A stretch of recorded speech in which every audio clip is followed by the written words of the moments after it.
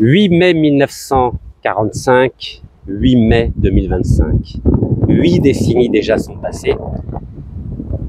Ce 8 mai 1945, 45 000 Algériens ont été massacrés par l'État colonial français à Kharrata, à Stef et à Guelma. Rabbi yarhamoum. Qui sait aujourd'hui pourquoi 45 000 Algériens ont été massacrés? Avant d'être massacrés, ces 45 000 Algériens ont manifesté pacifiquement dans l'Est de l'Algérie. Mais savez-vous pourquoi ils ont manifesté? Ils ont manifesté car le 23 avril 1945, c'est-à-dire 15 jours avant ces horribles massacres de l'État colonial français, un grand leader charismatique algérien avait été emprisonné. Et qui est ce leader charismatique? Il s'agissait de Messali El Hadj. Il faut savoir que Messali El Hadj, entre 1927 et 1954, c'était le leader politique algérien incontestable et incontesté. Il avait commencé sa carrière politique en étant un courageux syndicaliste, c'était en 1927, dans le cadre de l'étoile noire africaine, l'ENA. C'est autour de l'ENA que Messali El Hadj a fait ses classes en tant que formidable tribun. Imaginez-vous, entre 1927 et 1954, il n'a connu que des emprisonnements, que des résidences surveillées, aussi bien en Algérie, en France, au Congo, et oui, car le 23 avril 1945, Messali El Hadj a été arrêté. D'abord, il a été conduit à Mni'a, à l'époque on l'appelait El Goléa, et ensuite à partir du 25 avril 1945, il a été extradé à Brazzaville. Vous connaissez Brazzaville, c'est la capitale du Congo qu'on appelle Congo-Brazzaville, qu'il faut distinguer de Congo-Kinshasa, qui est la capitale actuelle de la République démocratique du Congo. Et là, les Algériens étaient fâchés. Ils se sont dit, pourquoi cette France coloniale arrête notre leader politique incontesté, encore une fois, et incontestable? C'est très important de le dire, car c'est vrai que lorsque le FLN, qui était fondé par les enfants de Messali El Hadj en novembre 1954, la seule personne qui représentait brillamment le mouvement indépendantiste algérien, c'était Messali El Hadj. Et aujourd'hui, je veux lui rendre hommage, car le 8 mai 45, c'est pour demander la libération de Messali El Hadj que des milliers d'Algériens ont manifesté à Kharrata, à Stef et à Guelma. Après, vous savez, il y a eu des dissensions entre Messali El Hadj et ces jeunes qu'il avait formés pendant de si longues années. Et il y a eu cette guerre fratricide entre 1954 et 1962 entre le MNA, le mouvement national algérien de Messali El Hadj, et le jeune FLN, le Front de Libération Nationale. Et rien qu'en France, il y a eu 10 000 Algériens qui se sont entretués entre 1954 et 1962. Alors pourquoi je fais cette introduction historique pour parler du 8 mai 1945?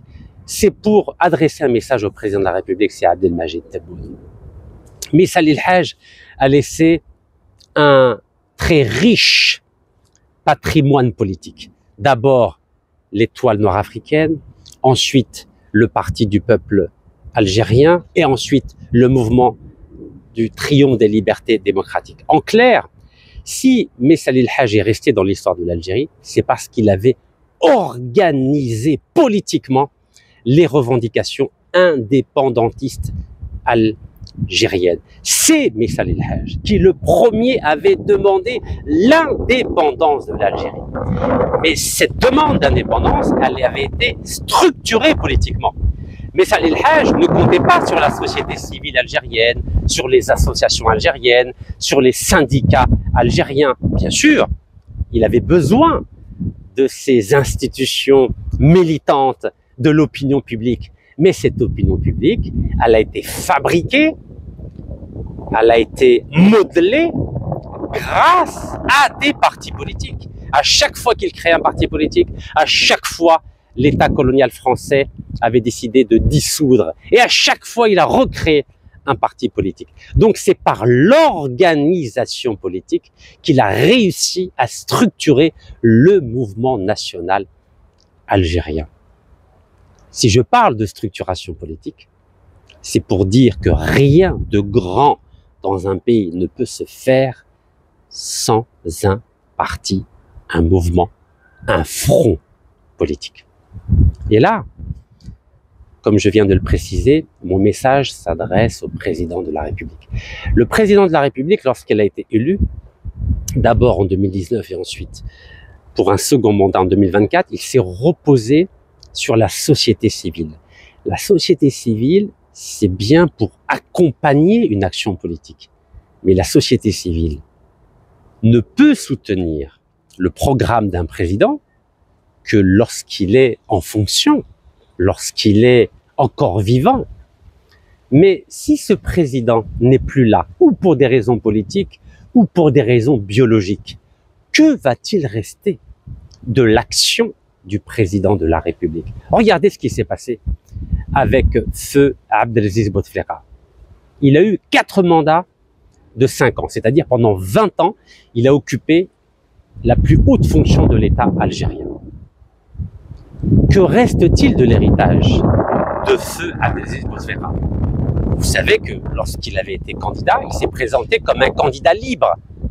Mais tant qu'il était vivant, cette stratégie d'une candidature libre, elle pouvait être efficace. Mais à partir du moment où il est tombé malade, que s'est-il passé? Il y a les vautours qui ont pris le pouvoir politique, pouvoir sécuritaire, pouvoir économique, pouvoir médiatique. Et à la fin, feu Abdelaziz Bouteflika est sorti de l'histoire par la très petite porte. Regardez les funérailles du président feu Abdelaziz Bouteflika. Ce furent des funérailles en catimini. Combien d'hommes politiques ont assisté à ces funérailles? Combien de chefs d'État africains ont assisté à ces funérailles? Combien de chefs d'État européens, asiatiques, américains ont assisté à ces funérailles? 0. Rien. Il est sorti par la petite porte. Et vous savez pourquoi? Car feu Abdelaziz Bouteflika n'a pas créé un mouvement politique, un rassemblement national politique. Il était un homme libre qui s'est reposé sur les partis existants, en l'occurrence le FLN et le RND. Cette stratégie, elle fonctionne lorsqu'on est vivant, lorsqu'on a toute sa santé.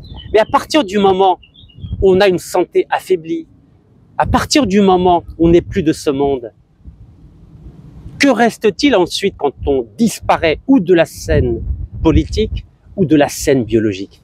Il ne reste rien. Il reste simplement les vautours qui dilapident votre héritage politique. Car qu'on le veuille ou non, feu Abdelaziz Bouteflika a été un très grand ministre des Affaires étrangères entre 1965 et 1978 à la mort de feu Houari Boumediene. Feu Abdelaziz Bouteflika a réussi ses 2 premiers mandats. Pourquoi il les a réussis? Car il était en bonne santé.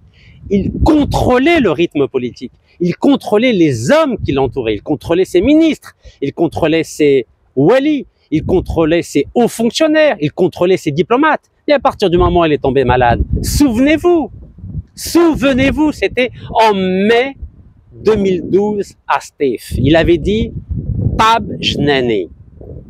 En clair, mon temps est fini. Il savait, à partir de 2012, à cause de la maladie dont il souffrait, qu'il ne contrôlait plus rien.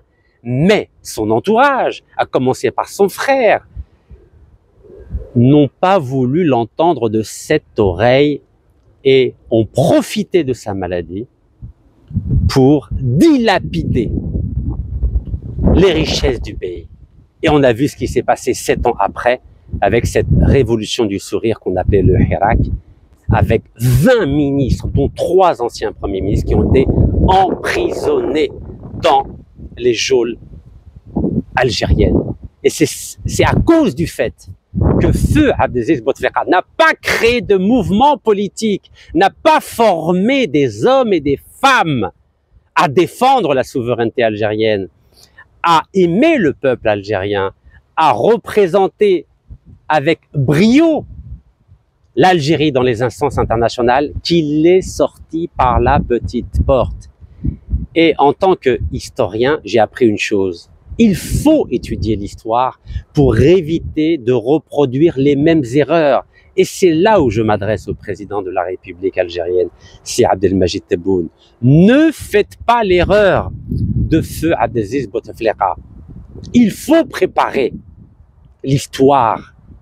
En préparant l'histoire, on prépare l'avenir. Imaginez demain, je sais pas, il peut se passer n'importe quoi. Est-ce que vous savez que tout ce que vous avez fait de bien, c'est-à-dire la lutte contre la corruption, le contrôle des prix, les aides au peuple algérien, que ce soit les étudiants, les retraités, les malades, les femmes qui élèvent des enfants, tout cet héritage politique, diplomatique, social, économique, si vous ne mettez pas en place dès maintenant un front politique, Jebha Siyasiya, est-ce que vous savez que tout ce que vous aurez fait de bien sera détruit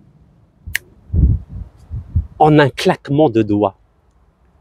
Car si vous ne formez pas des hommes et des femmes à cultiver cet héritage politique, diplomatique, économique, social, culturel, tout va disparaître. Et pire que cela, s'il n'y a pas un front politique qui forme une nouvelle élite algérienne, qui va justement revendiquer votre héritage et le cultiver, il est à craindre que l'ancienne mafia des 40 voleurs revienne au pouvoir. Car ne l'oubliez pas, et vous le savez, à partir du moment où pour des raisons politiques ou biologiques, vous ne serez pas là, vous savez ce qui va se passer? Toute cette mafia des 40 voleurs, de l'ère de feu Bouteflika, va sortir de prison. Et cette mafia des 40 voleurs a des ramifications dans tous les secteurs de la société algérienne. Secteur politique, secteur économique, secteur diplomatique, secteur sécuritaire, secteur culturel, secteur agricole, sanitaire, éducatif. Bref, dans tous les secteurs, cette mafia des 40 voleurs, qui a régné pendant 20 ans en Algérie, va revenir au pouvoir. Et tout ce que vous aurez fait de bien sera totalement oublié, détruit, détricoté. La seule façon d'empêcher que votre héritage, que vous avez patiemment échafaudé depuis 2019, ne disparaisse pas, c'est de mettre en place un front politique, c'est-à-dire un mouvement politique qui rassemble toutes les tendances politiques de ce pays. Et à l'intérieur de ce front politique, de ce mouvement politique, de ce rassemblement national, vous allez former cette nouvelle élite d'hommes et de femmes qui vont, dans les prochaines années, cultiver cet héritage patriotique, souverainiste, au service de l'Algérie et au service du peuple algérien et au service de la diaspora algérienne. Il faut être extrêmement vigilant. Si vous n'êtes pas vigilant dès maintenant et aujourd'hui que vous êtes venu très populaire, aussi bien en Algérie qu'à l'étranger, sachez que si vous ne faites pas preuve de cette prudence, tout ce que vous aurez construit pourra disparaître en un rien de temps. Et pour éviter cela, il est temps de réfléchir à une architecture politique qui ne repose pas uniquement sur la société civile, car la société civile, vous savez, c'est comme le vent, regardez ses branches, ses feuilles. La société civile, elle ne repose pas sur des racines profondes.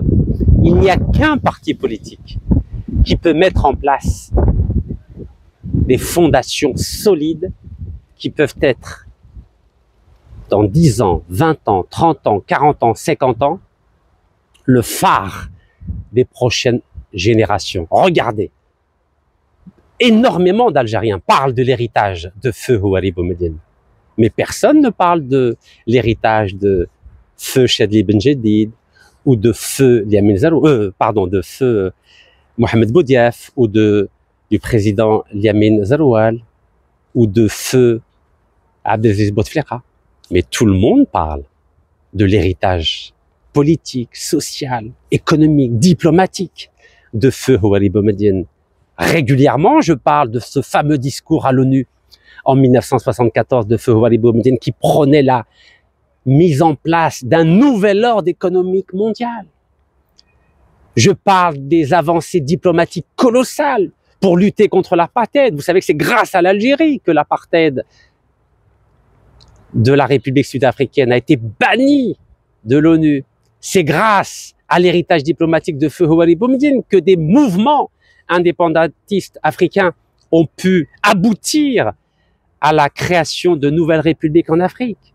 Bref, si feu Houari Boumediene a pu laisser un héritage politique, diplomatique, économique, social important, c'est parce qu'il avait un parti politique à son service, c'est-à-dire le FLN. Le FLN, malgré tous les défauts qu'il a aujourd'hui, a formé des hommes et des femmes. C'était une école politique dans les années 50, dans les années 60, dans les années 70. Ne l'oublions pas. Bien sûr, ensuite, il a été dévoyé, mais il faut reconnaître que le FLN a été une formidable école politique. Je pense aujourd'hui, à l'aube de cette décennie, qu'il faut construire un nouveau mouvement politique, un nouveau front politique pour que ce que vous avez fait depuis 2019 puisse rester dans les annales de l'histoire comme ce qu'a fait l'ancien président feu Houari Boumediene. Voici le message que je voulais vous adresser aujourd'hui, le 8 mai 2025, pour faire un rappel historique de ce qu'a fait le grand leader charismatique Messali El Hadj et de ce qu'a fait feu Houari Boumediene afin d'inspirer l'action politique du président de la République qui ne doit pas reposer exclusivement sur la société civile, car sur le plan politique, la société civile n'est pas une fondation. C'est simplement un soutien à l'action politique qui ne peut être incarné que par un parti politique qui va former la nouvelle élite politique de demain. Cette élite politique, nous en avons besoin à l'intérieur des 58 wilayas, mais nous en avons besoin aussi à l'étranger pour encadrer cette formidable diaspora algérienne qui est forte de 7 millions d'âmes à travers les 5 continents. Barakallahu fikum, tahiyya al-Jazair, wallah yarham al-shuhada.